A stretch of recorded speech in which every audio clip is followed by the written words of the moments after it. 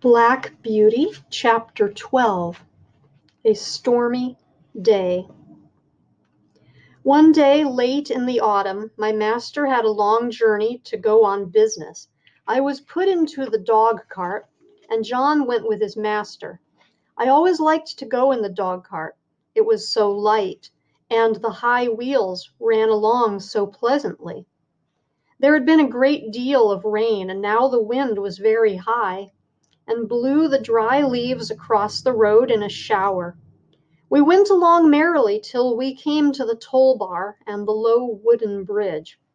The river banks were rather high, and the bridge, instead of rising, went across just level, so that in the middle, if the river was full, the water would be nearly up to the woodwork and planks. But as there were good substantial rails on each side, people did not mind it. The man at the gate said the river was rising fast, and he feared it would be a bad night. Many of the meadows were under water, and in one low part of the road the water was halfway up to my knees. The bottom was good, and the master drove gently, so it was no matter. When we got to the town, of course, I had a good wait, but as the master's business engaged him a long time, we did not start for home till rather late in the afternoon. The wind was then much higher, and I heard the master say to John he had never been out in such a storm, and so I thought, as we went along the skirts of a wood, where the great branches were swaying about like twigs, and the rushing sound was terrible. "I wish we were well out of this wood," said my master. "Yes, sir," said John, "it would be rather awkward if one of these branches came down upon us."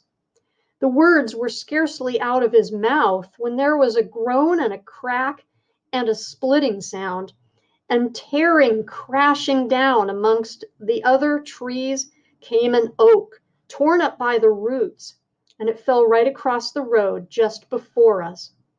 I will never say I was not frightened, for I was. I stopped still, and I believe I trembled. Of course I did not turn around or run away. I was not brought up to that. John jumped out and was in a moment at my head. "That was a very near touch," said my master. "What's to be done now?" "Well, sir, we can't drive over that tree, nor yet round it. There will be nothing for it but to go back to the 4 crossways, and that will be a good 6 miles before we get round to the wooden bridge again. It will make us late, but the horse is fresh." So back we went, and round by the crossroads. But by the time we got to the bridge, it was very nearly dark. We could just see that the water was over the middle of it. But as that happened sometimes when the floods were out, master did not stop. We were going along at a good pace, but the moment my feet touched the first part of the bridge, I felt sure there was something wrong. I dare not go forward, and I made a dead stop.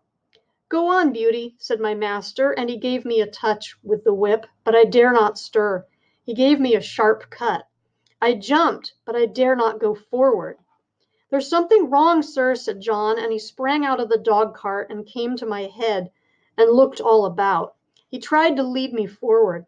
"Come on, Beauty, what's the matter?" Of course, I could not tell him, but I knew very well that the bridge was not safe. Just then the man at the toll gate on the other side ran out of the house, tossing a torch about like one mad. "Hoy, hoy, hoy! Halloo! Stop!" he cried. "What's the matter?" shouted my master. "The bridge is broken in the middle, and part of it is carried away. If you come on, you'll be into the river." "Thank God," said my master. "You beauty," said John, and took the bridle and gently turned me round to the right-hand road by the river side. The sun had set some time. The wind seemed to have lulled off after that furious blast, which tore up the tree. It grew darker and darker, stiller and stiller. I trotted quietly along, the wheels hardly making a sound on the soft road. For a good while neither master nor John spoke, and then master began in a serious voice. I could not understand much of what they said, but I found they thought if I had gone on as the master wanted me, most likely the bridge would have given way under us, and horse, chaise, master, and man would have fallen into the river. And as the current was flowing very strongly, and there was no light and no help at hand, it was more than likely we should all have been drowned. Master said God had given men reason by which they could find out things for themselves, but he had given animals knowledge which did not depend on reason, and which was much more prompt and perfect in its way, and by which they had often saved the lives of men. John had many stories to tell of dogs and horses and the wonderful things they had done. He thought people did not value their animals half enough, nor make friends of them as they ought to do. I am sure he makes friends of them if ever a man did. At last we came to the park gates and found the gardener looking out for us. He said that mistress had been in a dreadful way ever since dark, fearing some accident had happened, and that she had sent James off on justice, the roan cob, towards the wooden bridge to make inquiry after us. We saw a light at the hall door and at the upper windows, and as we came up, mistress ran out, saying, "Are you really safe, my dear? Oh, I have been so anxious, fancying all sorts of things. Have you had no accident?" "No, my dear, but if your black beauty had not been wiser than we were, we should all have been carried down the river at the wooden bridge." I heard no more as they went into the house, and John took me to the stable. Oh, what a good supper he gave me that night, a good bran mash and some crushed beans with my oats, and such a thick bed of straw, and I was glad of it, for I was tired.